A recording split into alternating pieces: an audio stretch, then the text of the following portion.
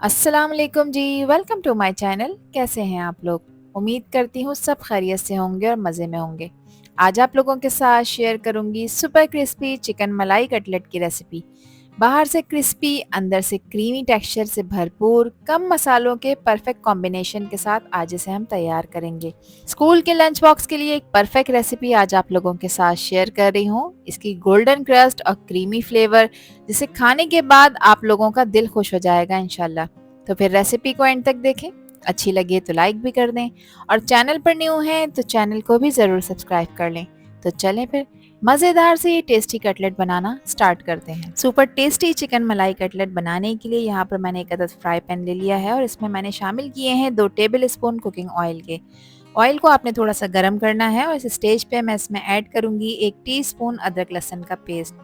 अदरक लहसुन के पेस्ट को आपने थोड़ा सा इसमें फ्राई करना है 30 सेकंड्स के लिए। जब एक अच्छी सी खुशबू आने लग जाएगी तो इस स्टेज पे मैं इसमें ऐड कर दूंगी प्याज।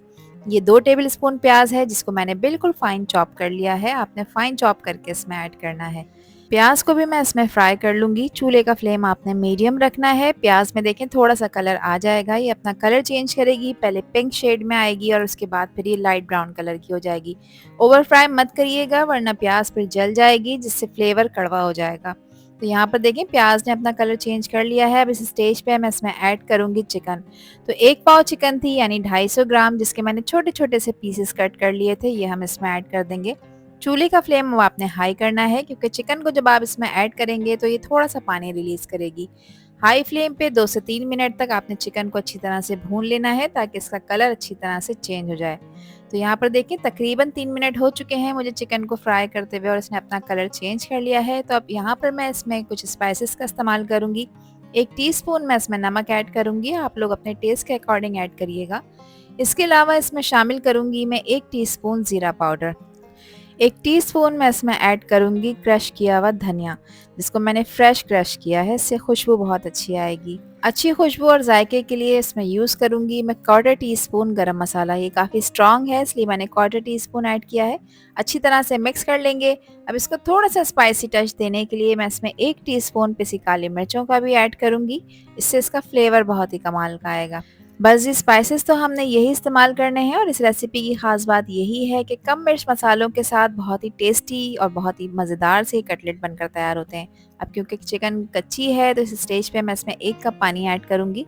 चिकन को अब आपने गलाना है, तकरीबन 8 से 10 मिनट लगेंगे। छोटी बोटियाँ हैं तो 8 से 10 मिनट काफ़ी हैं इतनी चिकन को गलने के लिए। इसको मैं कवर करूँगी। बॉयल आने के बाद लो फ्लेम पे आपने इसको 8 से 10 मिनट के लिए पका लेना है। यहाँ पर देखिए 8 से 10 मिनट हो चुके हैं चिकन को पकते हुए। जो पानी मैंने इसमें डाला था वो भी ड्राई हो चुका है। अब इस स्टेज पे आपने चूल्हे का फ्लेम ऑफ कर देना है और अब चिकन को आपने इसी स्टेज पे मैश कर लेना है। तो मैं इसी स्पैचुला की मदद से चिकन को तोड़ रही हूँ, इसको मैश कर रही हूँ। आप चाहें तो चिकन को ठंडा करने के बाद हाथ से भी इसको मैश कर कर तैयार कर सकते हैं, कोई इशू नहीं है। तो चिकन यहाँ पर ठंडी हो चुकी है अच्छी तरह से, इसको मैंने एक बाउल में शिफ्ट कर लिया है और अब इसमें मैं शामिल करूँगी 2 अदद आलू। 2 अदद बड़े आलू थे बड़े साइज़ के, जिसको मैंने इसमें बॉईल करने के बाद ऐड किया है।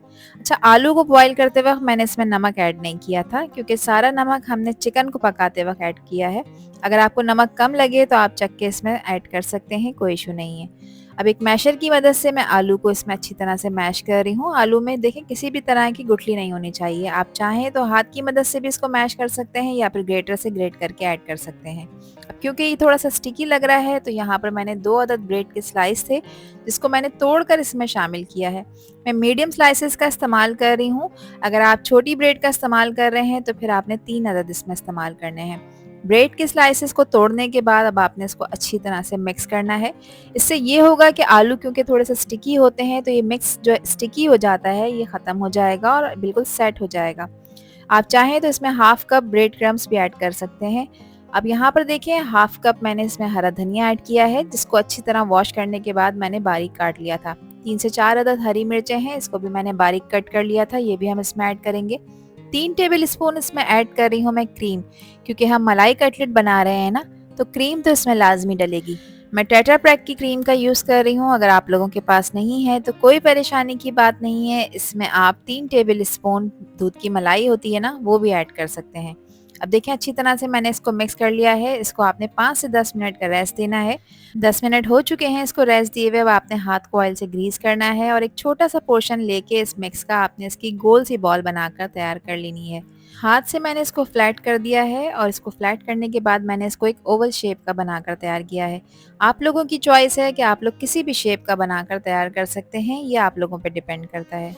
देखें ओवल शेप का एक परफेक्ट कटलेट बनकर तैयार हो चुका है। अब देखिए इसकी कोटिंग के लिए यहाँ पर मैंने लिए हैं 2 अदद अंडे। अंडों को मैं अच्छी तरह से फेंट रही हूँ। इसके साथ ही मैंने 1 अदद प्लेट में रख लिए हैं ब्रेड क्रम्स।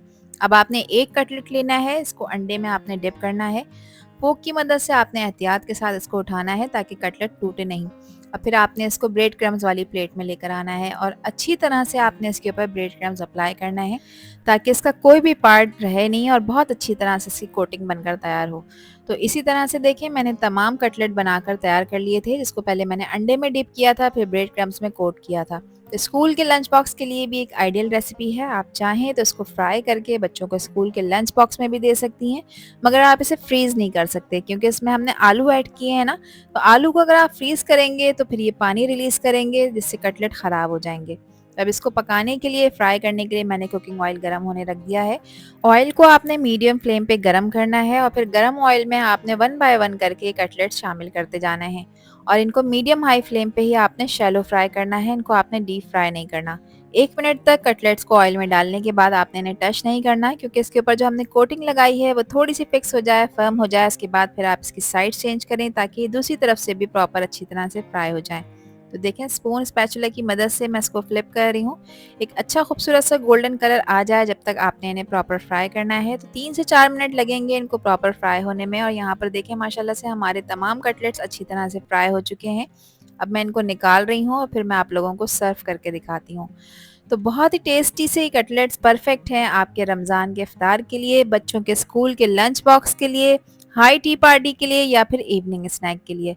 आप बनाकर अपने घर वालों को खिलाएं। बिलीव मी, जब भी बनाएंगी जिसको भी खिलाएंगी खाकर मज़ा आ जाएगा इंशाल्लाह, क्योंकि ये बहुत ही टेस्टी बनकर तैयार होते हैं। इसको सर्व किया है मैंने केचप के साथ। आप किसी भी मनपसंद अपने डिप सॉस के साथ इसको बनाकर सर्व कर सकते हैं। आई होप ये रेसिपी और वीडियो आप लोगों को पसंद आई होगी। पसंद आई हो तो कमेंट सेक्शन में अपना प्यारा सा फीडबैक मुझे लाजमी शेयर करिएगा। आपके प्यारे और खूबसूरत से कमेंट का मुझे इंतज़ार रहेगा। आपसे फिर मिलूंगी इंशाल्लाह एक न्यू वीडियो में एक न्यू रेसिपी के साथ। जब तक मुझे दीजिए इजाज़त।